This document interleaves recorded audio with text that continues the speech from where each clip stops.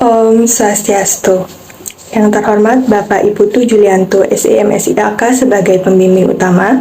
Yang terhormat Bapak Profesor Dr. Ananta Wikrama Tungga Atmaja, SEM SIAK sebagai pembimbing pendamping. Dan yang terhormat Ibu Made Ariwahyuni, SEM SI sebagai penelaah. Perkenalkan, nama saya Pandey Putu Ayu Cinariani dengan NIM 1817051228. Saya dari Prodi S1 Akuntansi. Sini saya akan mempresentasikan penelitian saya dengan judul Pengaruh Likuiditas, Leverage, dan Margin Laba Bersih terhadap pemilihan metode penilaian persediaan pada perusahaan dagang yang terdaftar di Bursa Efek Indonesia untuk periode 2018 sampai 2020. Nah, berikut adapun yang saya presentasikan di sini ada 5. Yang pertama yaitu pendahuluan, kemudian kajian pustaka, metode penelitian, hasil dan pembahasan, dan yang terakhir adalah kesimpulan dan saran. Baik, untuk yang pertama yaitu latar belakang masalah. Jadi, survei kegiatan dunia usaha yang dikeluarkan oleh Bank Indonesia menyatakan bahwa kegiatan usaha di sektor perdagangan pada kuartal keempat di tahun 2019 terindikasi masih terus meningkat dinilai dari saldo bersih tertimbang sektor perdagangan yaitu sebesar 2,12%. Nah, di dalam hal ini yaitu menjadi objek penelitiannya adalah perusahaan dagang, di mana dalam perusahaan dagang, persediaan dianggap sebagai aset utama atau sebagai poros dari perusahaan. Di mana apabila barang tidak tersedia dalam suatu perusahaan dagang, baik itu dalam bentuk, merek, jenis, kualitas maupun kuantitas yang diinginkan oleh konsumen, maka penjualan dipastikan akan mengalami penurunan. Kurangnya stok barang dalam suatu perusahaan dagang juga akan mengakibatkan terjadinya pergantian konsumen ke perusahaan lain yang menjual jenis barang yang serupa. Sehingga persediaan dapat diartikan memiliki andil yang besar dalam menjaga stabilitas operasional perusahaan. Dengan peningkatannya ini diperlukan dukungan berupa pemilihan metode akuntansi persediaan yang tepat bagi suatu perusahaan. Nah, pentingnya pemilihan metode akuntansi persediaan yaitu untuk proses pengendalian persediaan yang ada dalam suatu perusahaan. Nah, berdasarkan PSAK nomor 14 tahun 2015, di sini tercatat ada 2 metode persediaan yang digunakan. Yang pertama yaitu metode first in first out atau FIFO, dan yang kedua adalah metode average atau metode rata-rata tertimbang. Nah, berdasarkan data dari penelitian terdahulu oleh Rukmana pada tahun 2016, di situ dijelaskan bahwa terdaftar ada 64 perusahaan dagang di mana sebanyak 84% lebih memilih untuk menggunakan metode rata-rata. Nah, untuk mengetahui kualitas dari informasi mengenai data tersebut, maka pemilihan metode penilaian persediaan diperlukan pengujian untuk menilai faktor-faktor apa saja yang mempengaruhi pemilihan metode penilaian persediaan, di mana dalam penelitian ini digunakan 3 faktor, yaitu likuiditas, leverage, dan margin laba bersih. Berikutnya yaitu ada grafik yaitu mengenai nilai rata-rata likuiditas untuk periode 2018 sampai 2020. Di sana diambil masing-masing untuk metode FIFO dan rata-rata sebanyak 5 perusahaan. Nah, jadi likuiditas itu diartikan sebagai kemampuan perusahaan memenuhi utang jangka pendeknya dengan menggunakan aktiva lancar.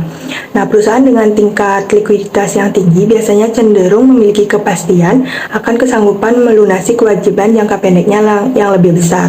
Nah, perusahaan biasanya akan menerapkan metode FIFO ketika memiliki tingkat likuiditas yang rendah dan akan menerapkan metode rata-rata ketika memiliki tingkat likuiditas yang tinggi. Nah, pada tabel itu bisa dilihat bahwa perusahaan yang menerapkan metode FIFO ternyata memiliki likuiditas yang tinggi, yaitu salah satunya pada perusahaan dengan kode EPMT yang menerapkan metode FIFO sebesar 2,9. Sementara pada perusahaan yang menerapkan metode rata-rata memiliki likuiditas yang rendah, yaitu salah satunya pada perusahaan dengan kode MDRN sebesar 0,2. Hal ini bisa dilihat bahwa antara teori dengan kejadian yang sebenarnya itu mengalami perbedaan sehingga perlu untuk dilakukan penelitian kembali. Yang kedua yaitu perusahaan yang menerapkan leverage. Jadi leverage itu diartikan sebagai penggunaan atas aktiva atau dana di mana perusahaan nantinya harus menutup biaya tetap ataupun membayar beban tetap. Di mana nanti apabila leverage rendah maka semakin besar kesempatan untuk pemilihan metode rata-rata. Sementara semakin tinggi nilai leverage, maka akan semakin besar kesempatan untuk memilih metode FIFO. Nah, sedangkan dalam cocokkan dengan datanya, di mana perusahaan yang menerapkan metode FIFO ternyata memiliki leverage yang lebih rendah, yaitu pada kode perusahaan INTD sebesar 0,2. Sedangkan untuk metode rata-rata, itu memiliki tingkat leverage yang tinggi, yaitu salah satunya pada perusahaan dengan kode INTA sebesar 7,4. Nah, begitu juga dengan margin laba bersih, di mana margin laba bersih itu menunjukkan keuntungan bersih dengan total penjualan yang dapat diperoleh dari setiap penjualan. Margin laba bersih yang semakin meningkat akan menggambarkan kinerja perusahaan yang semakin baik serta keuntungan yang diperoleh pemegang saham akan meningkat juga. Nah, biasanya perusahaan yang memiliki tingkat nilai margin laba bersih yang tinggi akan memilih metode FIFO, dan sebaliknya jika nilai margin laba bersih rendah akan memilih metode rata-rata. Nah, sedangkan setelah dicocokkan dengan data, perusahaan yang menggunakan metode FIFO itu memiliki nilai margin laba bersih yang lebih rendah, yaitu salah satunya pada perusahaan dengan kode kios, yaitu sebesar 0,01. Dan sebaliknya, bahwa perusahaan yang menggunakan metode rata-rata menghasilkan nilai margin laba bersih yang lebih tinggi, yaitu pada perusahaan dengan kode RALS, yaitu sebesar 0,43. Nah, adanya perbedaan teori dengan kejadian sebenarnya ini juga menjadi tolak ukur peneliti dalam pemilihan variabel. Berikutnya ada identifikasi masalah. Jadi persediaan dalam perusahaan dagang dapat diartikan memiliki andil yang besar dalam menjaga stabilitas operasional perusahaan. Dengan peningkatannya diperlukan dukungan berupa pemilihan metode penilaian persediaan yang tepat bagi suatu perusahaan. Nah, selanjutnya berdasarkan PSAK nomor 14 tahun 2015 terdapat dua metode, yaitu metode FIFO dan juga metode rata-rata, di mana berdasarkan data penelitian terdahulu, perusahaan dagang lebih cenderung menggunakan metode rata-rata dibandingkan dengan metode FIFO, sehingga penerapan metode persediaan yang berbeda-beda ini akan memberikan efek yang berbeda. Maka peneliti menggunakan 3 variabel, yaitu likuiditas, leverage, dan margin laba bersih, yang dimana dijelaskan juga antara teori dengan kejadian sebenarnya itu memiliki perbedaan hasil. Selanjutnya untuk pembatasan masalah penelitian, di sini variabel independen yang akan diuji dalam penelitian ini ada 3, yaitu likuiditas, leverage, dan margin laba bersih. Sedangkan untuk variabel dependen yang akan diuji adalah metode akuntansi persediaan. Kemudian yang kedua yaitu sampel yang digunakan dalam penelitian ini adalah perusahaan dagang yang terdaftar di Bursa Efek Indonesia untuk periode 2018 sampai 2020. Berikut ada 3 rumusan masalah. Yang pertama yaitu, apakah likuiditas memiliki pengaruh terhadap pemilihan metode penilaian akuntansi persediaan? Yang kedua, apakah leverage memiliki pengaruh terhadap pemilihan metode penilaian akuntansi persediaan? Dan yang terakhir adalah, apakah margin laba bersih memiliki pengaruh terhadap pemilihan penilaian metode akuntansi persediaan? Untuk tujuan penelitiannya juga ada 3. Yang pertama yaitu bertujuan untuk mengetahui dan membuktikan pengaruh likuiditas terhadap pemilihan metode penilaian akuntansi persediaan. Yang kedua yaitu bertujuan untuk mengetahui dan membuktikan pengaruh dari leverage terhadap pemilihan metode penilaian akuntansi persediaan. Dan yang ketiga yaitu bertujuan untuk mengetahui dan membuktikan pengaruh dari margin laba bersih terhadap pemilihan metode akuntansi persediaan. Selanjutnya manfaat penelitian. Untuk manfaat teoritis, penelitian ini diharapkan dapat dijadikan sebagai bahan kajian untuk menambah pengetahuan dalam bidang ekonomi yang berhubungan dengan pengendalian kualitas, dan juga dapat digunakan sebagai referensi untuk melakukan penelitian selanjutnya yang berhubungan dengan penelitian ini. Yang kedua ada manfaat praktis. Di sini bagi peneliti diharapkan dapat menambah ilmu pengetahuan dan pengaplikasian teori. Bagi perusahaan dapat digunakan untuk bahan pertimbangan dalam pengambilan keputusan dan penentuan kebijakan untuk meningkatkan laba dan kinerja perusahaan. Bagi pembaca yaitu dapat menjadi informasi tambahan mengenai pemilihan metode penilaian persediaan, menambah pengetahuan dan juga wawasan. Dan yang terakhir bagi investor dapat digunakan untuk melihat prospek keuntungan di masa depan, disesuaikan kembali dengan konflik kepentingan investor yang ingin meminimalisir pajak ataupun ingin mengutamakan laba. Selanjutnya yaitu bab kedua, yaitu kajian pustaka. Nah, jadi di sini ada dua grand teori yang digunakan oleh peneliti. Yang pertama yaitu ada teori akuntansi positif. Nah, teori akuntansi positif berusaha untuk menjelaskan fenomena akuntansi yang diamati di dalam masyarakat. Dengan artian lain, teori akuntansi ini dimaksudkan untuk memprediksi konsekuensi yang terjadi jika manajer menentukan pilihan tertentu di masa depan. Nah, menurut Scott pada tahun 2012, manajer memiliki kecenderungan dalam melakukan suatu tindakan yang menurut teori akuntansi positif dinamakan sebagai tindakan oportunis. Di mana tindakan oportunis ini adalah suatu tindakan yang dilakukan oleh perusahaan dalam memilih kebijakan akuntansi yang menguntungkan dan memaksimalkan kepuasan terhadap perusahaan yang bersangkutan. Nah, tindakan manajer untuk melakukan manajemen laba tersebut didasari atas motivasi pribadi, yang berarti bahwa manajer akan memilih metode akuntansi penilaian persediaan yang dapat menguntungkan dirinya sendiri. Yang kedua yaitu digunakan adalah teori keagenan. Nah, menurut Anthony dan Govindarajan pada tahun 2005, teori agensi adalah hubungan atau kontrak antara prinsipal dan juga agen. Nah, teori agensi ini berasumsi bahwa setiap individu semata-mata termotivasi oleh kepentingan dirinya sendiri sehingga menimbulkan konflik kepentingan antara prinsipal dan agen. Nah, konflik kepentingan yang terjadi antara kedua pihak ini dalam pemilihan metode akuntansi penilaian persediaan adalah terkait dengan laba yang akan dihasilkan perusahaan. Prinsipal itu cenderung untuk menyukai metode rata-rata, sementara agen cenderung untuk menyukai metode FIFO. Nah, untuk teori yang lain yang akan dijelaskan yaitu ada mengenai pengertian dari persediaan, kemudian metode akuntansi persediaan, likuiditas, leverage, dan margin laba bersih. Selanjutnya penelitian terdahulu yang berkaitan di sini ada 6. Yang pertama yaitu dari Yunita Sarireoni pada tahun 2020 menjelaskan bahwa margin laba bersih itu berpengaruh terhadap pemilihan metode penilaian persediaan. Kemudian menurut Winda Melia tahun 2019, likuiditas dan leverage memperoleh hasil penelitian bahwa tidak memiliki pengaruh terhadap pemilihan metode penilaian persediaan. Yang ketiga, menurut Kadim dan kawan-kawan pada tahun 2019, itu menunjukkan bahwa rasio lancar berpengaruh secara signifikan terhadap pemilihan metode penilaian persediaan. Yang keempat, menurut Bunga Sazuka dan kawan-kawan pada tahun 2019, itu menunjukkan bahwa leverage secara simultan berpengaruh secara tidak signifikan terhadap pemilihan metode akuntansi persediaan. Yang kelima yaitu ada penelitian dari Swan dan Fasa tahun 2016, itu mendapatkan hasil bahwa leverage berpengaruh secara signifikan terhadap pemilihan metode penilaian persediaan. Dan yang terakhir oleh Alika Latifah Hanum tahun 2016 menjelaskan bahwa rasio lancar dan leverage tidak berpengaruh terhadap pemilihan metode penilaian akuntansi persediaan.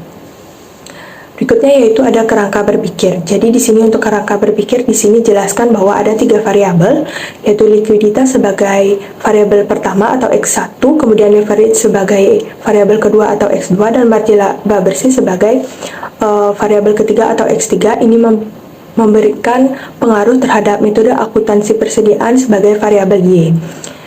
Di sini keterangannya yaitu menjelaskan mengenai pengaruh masing-masing variabel terhadap metode akuntansi persediaan. Selanjutnya yaitu hipotesis. Di sini ada 3 hipotesis yang diajukan peneliti.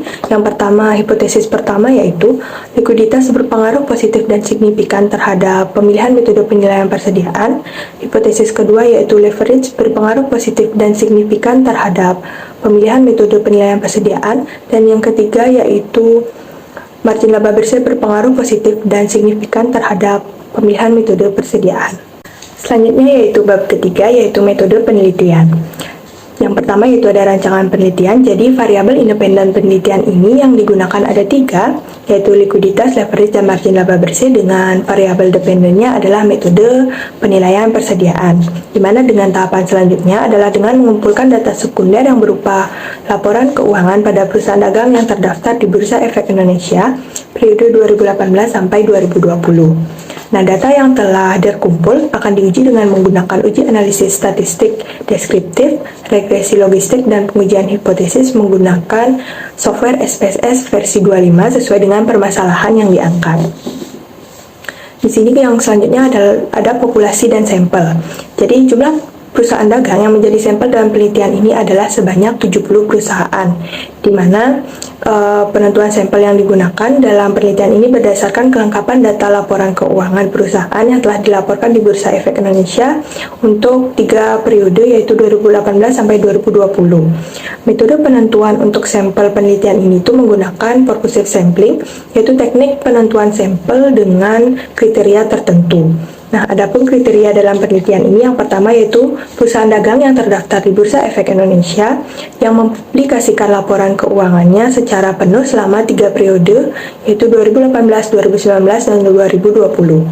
Kriteria yang kedua yaitu perusahaan dagang yang menggunakan metode penilaian persediaan FIFO atau metode rata-rata yang konsisten selama periode pengamatan. Kriteria yang ketiga yaitu perusahaan dagang yang mengungkapkan informasi keuangan dalam mata uang rupiah. Nah, setelah melakukan penentuan sampel tersebut, itu diperoleh jumlah sampel akhir yaitu sebanyak 27 sampel perusahaan. Selanjutnya yaitu variabel dan definisi operasional variabel penelitian. Nah, untuk variabel dependen dari penelitian ini adalah metode penilaian persediaan yang bersifat kuantitatif yang merupakan variabel dummy, di mana variabel dummy merupakan variabel yang bersifat kategorikal yang diduga memiliki pengaruh terhadap variabel yang bersifat kontinu. Nah, indikator pengukuran pada variabel terikat ini dilakukan dengan menggunakan skala nominal, di mana nilai 0 untuk metode persediaan FIFO dan nilai 1 untuk metode persediaan rata-rata. Selanjutnya untuk penjelasan variabel independen di sini likuiditas, yaitu untuk variabel 1 yaitu adalah rasio yang menggambarkan atau mengukur kemampuan perusahaan dalam memenuhi kewajiban jangka pendeknya yang diukur dengan menggunakan rasio lancar atau current ratio dengan rumusnya yaitu aktiva lancar dibagi dengan hutang lancar. Selanjutnya yang kedua yaitu leverage sebagai variabel X2. Leverage diartikan sebagai kemampuan perusahaan untuk menunjukkan sejauh mana aktiva perusahaan dibiayai dengan aktiva. Jadi di sini rumus yang digunakan yaitu menggunakan debt to equity ratio, yaitu dengan rumus total hutang dibagi dengan total ekuitas. Yang ketiga yaitu variabel margin laba bersih, di mana merupakan kemampuan perusahaan untuk menghasilkan keuntungan dibandingkan dengan penjualan yang dicapai. Nah, margin laba bersih akan menjadi ukuran persentase dari setiap hasil sisa penjualan sesudah dikurangi semua biaya dan pengeluaran termasuk dengan bunga dan pajak. Nah, di sini untuk rumus net profit margin adalah laba kotor dibagi penjualan dikalikan dengan 100%. Selanjutnya ada metode dan instrumen pengumpulan data.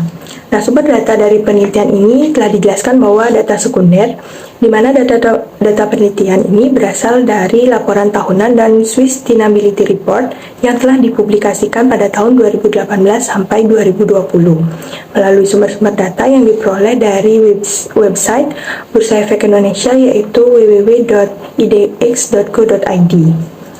Selanjutnya yaitu metode dan teknik analisis data. Di sini yang pertama ada analisis statistik deskriptif, kemudian yang kedua dilakukan uji asumsi klasik melalui uji multikolinearitas, kemudian yang ketiga melakukan uji keseluruhan model menggunakan fungsi likelihood, kemudian melakukan uji koefisien determinasi yaitu menggunakan melalui nilai Nagelkircher R-square. Selanjutnya dilakukan uji kelayakan model regresi yaitu dengan uji Hosmer dan Lemesau, dan yang terakhir yaitu pengujian hipotesis yaitu dengan analisis regresi logistik. Selanjutnya bab keempat yaitu mengenai hasil dan pembahasan. Di sini untuk deskripsi data dijelaskan bahwa data yang digunakan untuk mendukung penelitian ini adalah data sekunder yang diartikan sebagai data yang diperoleh oleh peneliti secara tidak langsung melalui website resmi Bursa Efek Indonesia yaitu melalui www.idx.com dan melalui https://emiten.kontan.co.id berupa laporan keuangan milik perusahaan yang telah diaudit selama periode yang akan diteliti, yaitu selama 3 periode dimulai dari tahun 2018, 2019, dan 2020. Kemudian data dari nama perusahaan yang tergabung dalam sektor perdagangan diperoleh peneliti melalui website www.investnesia.com dengan lokasi dalam penelitian ini yaitu perusahaan yang tergabung atau termasuk ke dalam jenis perusahaan dagang, baik itu perusahaan subsektor grosir dan juga retail atau pengecer yang terdaftar di Bursa Efek Indonesia. Selanjutnya gambaran umum sampel. Jadi selama periode penelitian selama 3 tahun, terdapat 27 dari 70 perusahaan dagang yang memenuhi kriteria pemenuhan sampel sesuai dengan penggunaan metode purposive sampling untuk penelitian ini. Nah, berikut dapat dilihat pada slide daftar sampel dari perusahaan dagang terpilih sesuai dengan kriteria. Nah, berdasarkan dari sampel itu, diperoleh juga hasil persentase yang menunjukkan bahwa perusahaan dagang selama periode 2018 sampai 2020 sebanyak 8 perusahaan itu memilih untuk menggunakan metode FIFO, sementara sisanya sebanyak 19 perusahaan itu memilih untuk menggunakan metode persediaan rata-rata. Nah, dari tabel tersebut sudah terlihat bahwa perusahaan dagang yang menggunakan metode rata-rata di Indonesia itu memang lebih banyak dibandingkan dengan penggunaan metode FIFO. Di mana jika dipersentasekan itu sebanyak 70,3% menggunakan metode average atau rata-rata dan sisanya sebesar 29,6% itu menggunakan metode FIFO. Sehingga hal ini menghasilkan bukti bahwa memang benar perusahaan di Indonesia lebih banyak menggunakan metode penilaian persediaan rata-rata. Selanjutnya yaitu kita ke hasil uji statistik deskriptif. Jadi pengujian statistik deskriptif ini ditujukan untuk menjanjikan jumlah data atau N, yaitu sebanyak 81 yang digunakan dalam penelitian ini serta untuk menunjukkan nilai maksimum, minimum, nilai rata-rata atau min, dan standar deviasi dari masing-masing variabel yang dimiliki oleh perusahaan dagang yang menjadi objek penelitian. Nah, bisa dilihat telah disajikan tabel dari uji statistik deskriptif melalui SPSS, di mana berdasarkan tabel itu menunjukkan jumlah data yaitu sebanyak 81, yaitu dari 27 perusahaan dikalikan dengan 3 periode pengamatan. Di mana penjelasannya yaitu yang pertama likuiditas itu sebagai X pertama, X1 selama 3 periode pengamatan memiliki nilai minimum 0,02, nilai maksimum 6,00, nilai rata-rata 1,65, serta standar deviasi 1,33, dan begitu juga untuk variabel leverage dan margin laba bersih bisa dilihat, di mana kesimpulannya dalam uji statistik deskriptif, jika nilai standar deviasi lebih kecil daripada min atau rata-rata, maka dapat disimpulkan terjadinya penyimpangan data tergolong rendah. Sedangkan dari 3 variabel di atas, ketiganya itu menunjukkan bahwa standar deviasi yang dimiliki lebih kecil dari min rata-rata, atau dapat dikatakan bahwa data pada masing-masing variabel sudah tersebar secara merata atau normal. Selanjutnya yaitu uji asumsi klasik melalui uji multikolinearitas.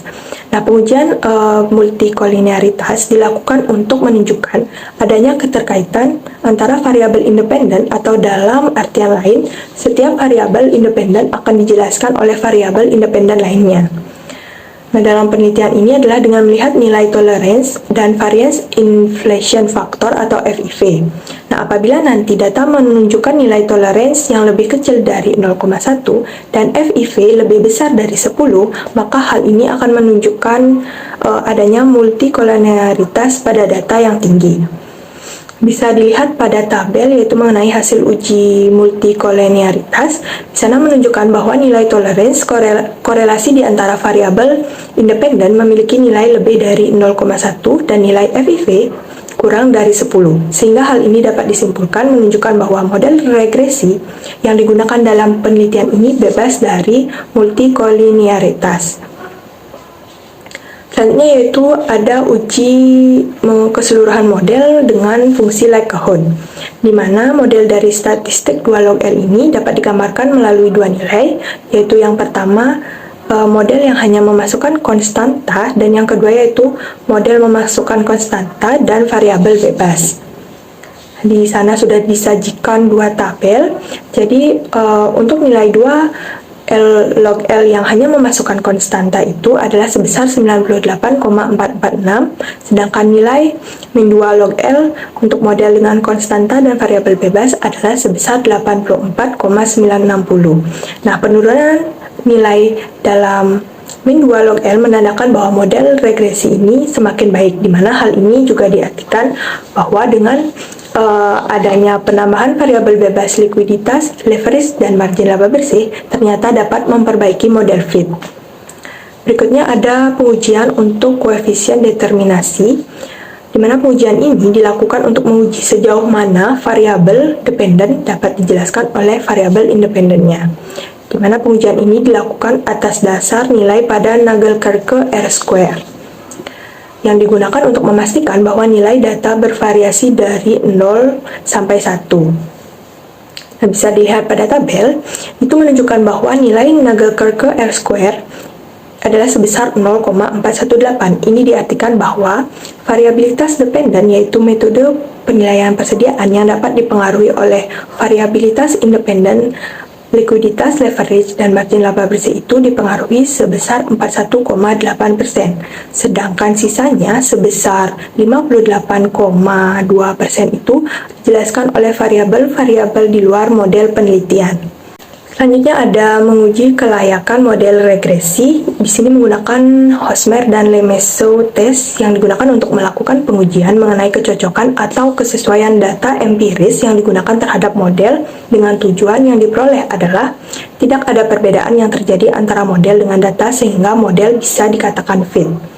Nah, apabila nantinya nilai signifikansi Hosmer dan Lemeseau goodness of fit statistik itu lebih dari 0,05, itu berarti model dapat memprediksi nilai observasinya atau dapat dikatakan model dapat diterima karena cocok dengan data observasi. Begitu juga sebaliknya. Nah, pada hasil uji nilai ini, itu pada tabel dijelaskan bahwa pengujian kelayakan model yang disajikan ini menunjukkan nilai chi-square sebesar 9,088 dengan nilai signifikansi adalah 0,355, yang artinya nilainya ini lebih dari 0,05. Dengan demikian dapat disimpulkan bahwa model regresi dapat diterima dan layak digunakan melakukan pengujian penelitian ini karena memiliki kecocokan dengan data observasinya. Yang terakhir adalah pengujian hipotesis, yaitu melalui regresi logistik. Nah, uji hipotesis yang dilakukan untuk mengetahui ada dan tidak adanya pengaruh yang signifikan dari setiap variabel bebas terhadap variabel terikat. Di mana uji hipotesis dalam penelitian ini menggunakan regresi logistik dengan alasan variabel dependen yang digunakan adalah variabel dummy, yaitu bernilai 0 untuk perusahaan yang menerapkan metode FIFO dan bernilai 1 untuk perusahaan yang menerapkan metode rata-rata. Nah, untuk kriteria penerimaan dan penolakan hipotesis didasarkan pada nilai signifikansi, yaitu di mana apabila nilai signifikan kurang dari 5%, maka hipotesis diterima. Begitupun sebaliknya, jika nilai signifikan lebih dari 5%, maka hipotesis ditolak. Berikut untuk hasilnya. Yang pertama yaitu hasil pengujian secara simultan melalui Omnibus Test of Model Coefficient.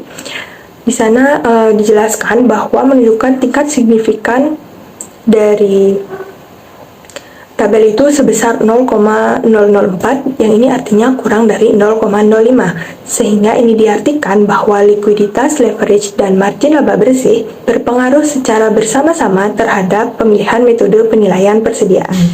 Selanjutnya yaitu hasil pengujian secara parsial. Dapat lihat pada tabel dan juga telah disediakan rumus. Jadi untuk penjelasannya adalah dari fungsi logistik itu diartikan P sama dengan 1, yang dimana hasil perhitungannya menunjukkan nilai 0,883 yang lebih dari 0,05 dan dapat dikatakan mendekati 1. Maka hasil ini dapat diartikan bahwa kemungkinan perusahaan akan memilih menggunakan metode pemilihan penilaian persediaan rata-rata.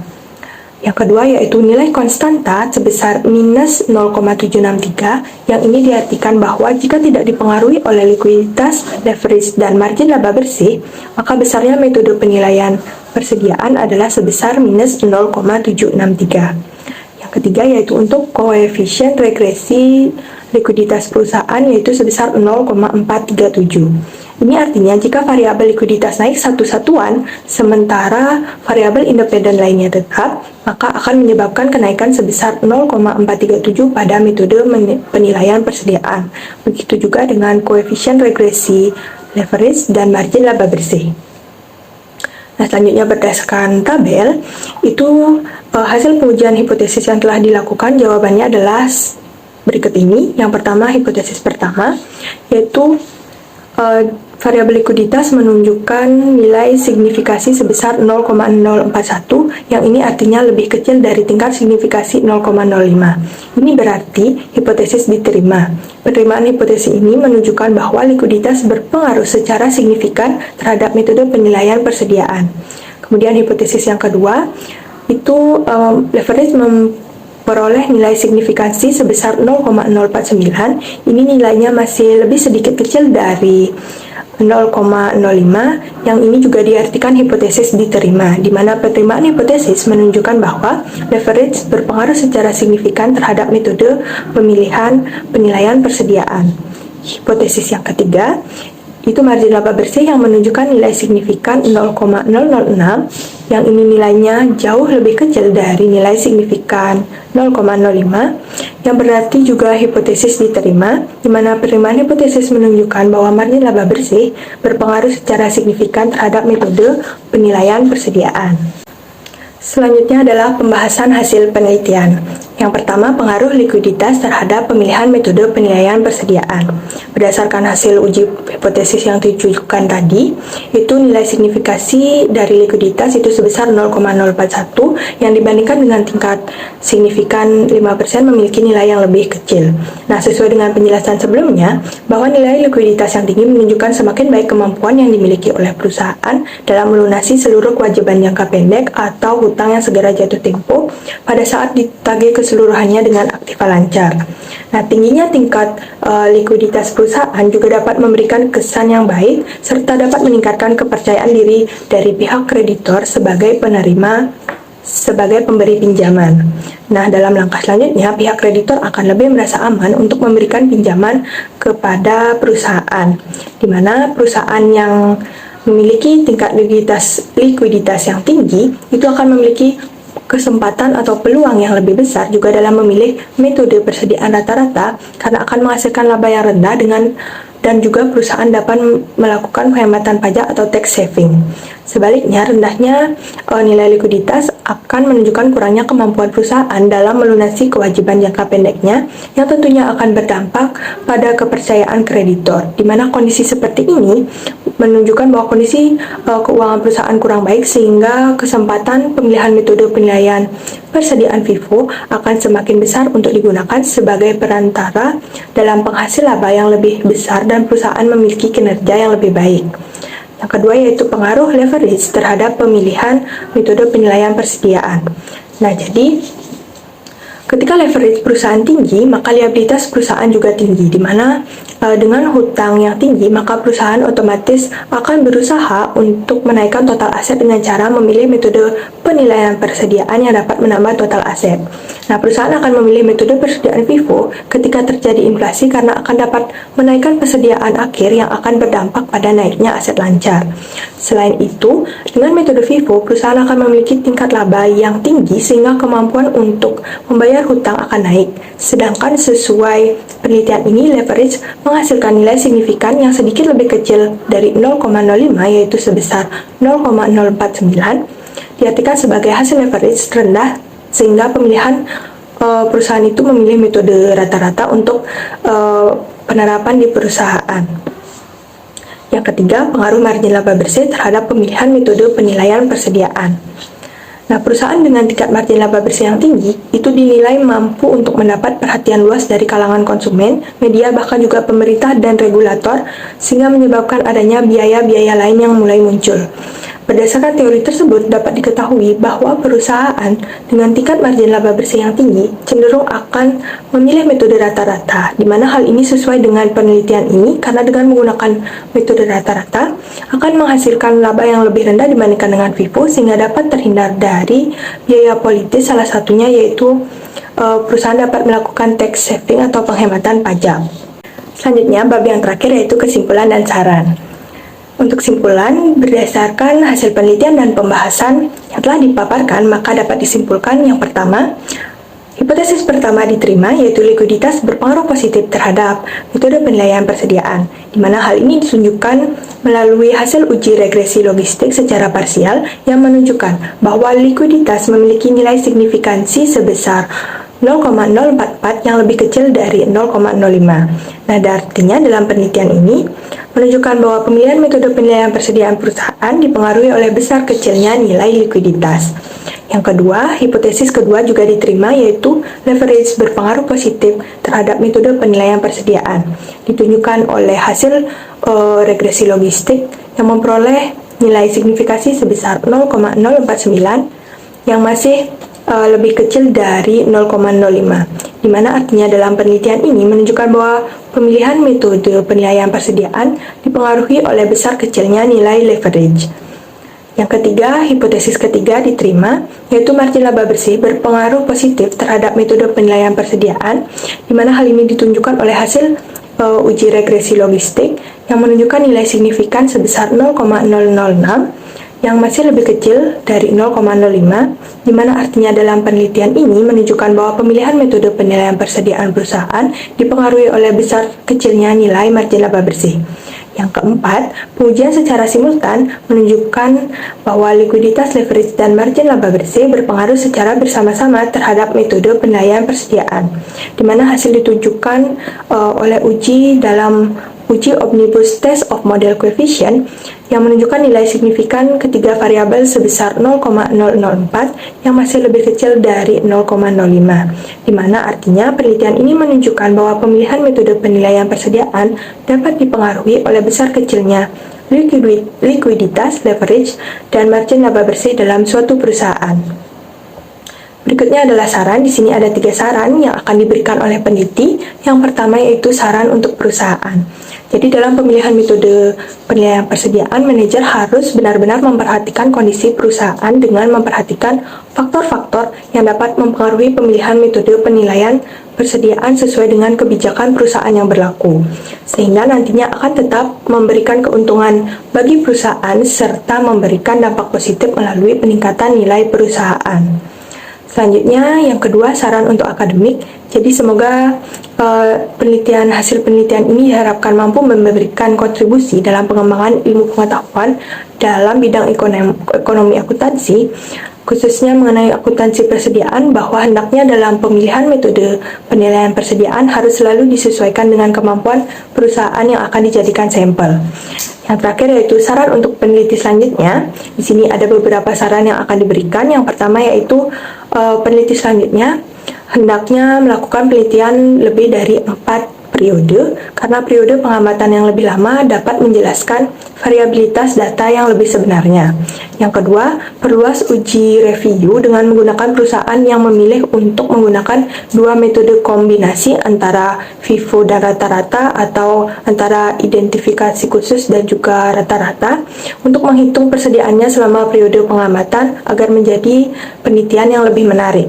Yang ketiga yaitu sesuaikan perusahaan yang dijadikan sampel dengan memperhatikan klasifikasi industri yang sesuai dengan preferensi manajemen dalam memilih metode penilaian persediaan bagi perusahaannya.